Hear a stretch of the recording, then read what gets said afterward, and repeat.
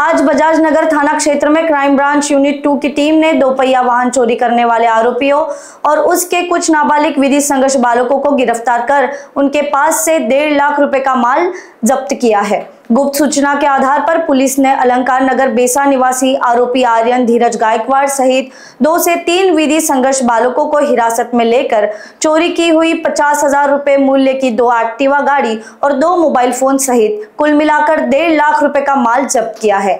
आपको बता दें कि बड़े गिरोह नाबालिग बच्चों का सहारा लेकर वाहन चोरी की वारदातों को अंजाम देते हैं। इन आरोपियों की गिरफ्तारी के बाद बड़ी मछलियों के भी पुलिस के जाल में फंसने का अनुमान लगाया जा रहा है। बजाज नगर पुलिस ने आरोपियों के खिलाफ मामला दर्ज कर आगे की कार्रवाई शुरू कर दी है।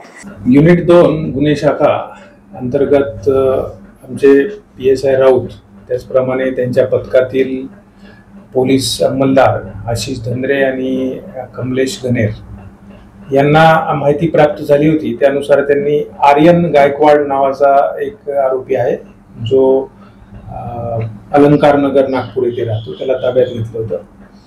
त्याच्याकडून आम्हाला 2 ॲक्टिवा गाड्या ज्या आहेत त्या ॲक्टिवा गाड्या मिळालेल्या आहेत। त्यापैकी एक ॲक्टिवा गाडी बजाज नगर येथून चोरीस गेली होती आणि त्याबद्दल तिथे अपराध नंबर 267/25 हा दाखल करण्यात आलेला होता।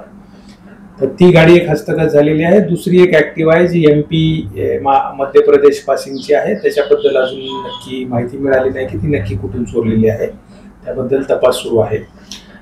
या आरोपी बरोबरच अजून 2 विधी संघर्षग्रस्त बालक होते ज्यांचा या घटनेमध्ये सहभाग होता।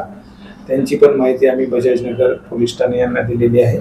एकूण 1,50,000 रुपयाचा मुद्देमाल हस्तगत करण्यात आलेला आहे आणि आरोपी आणि जे वाहन आहेत ते बजाज नगर पोलिसांच्या स्वाधीन केलेले आहेत। पुढील तपास बजाज नगर पोलीस करत आहेत। या कारवाईमध्ये युनिट 2 चे जे पोलीस उपनिरीक्षक मनोज राऊत, त्याचप्रमाणे पोलीस अंमलदार कमलेश गणेर, आशिष धंद्रे आणि यांचं पथक यांनी ही कामगिरी केली। रिपोर्ट विशाल बांबड़वार, लोकवाहिनी मीडिया, नागपुर।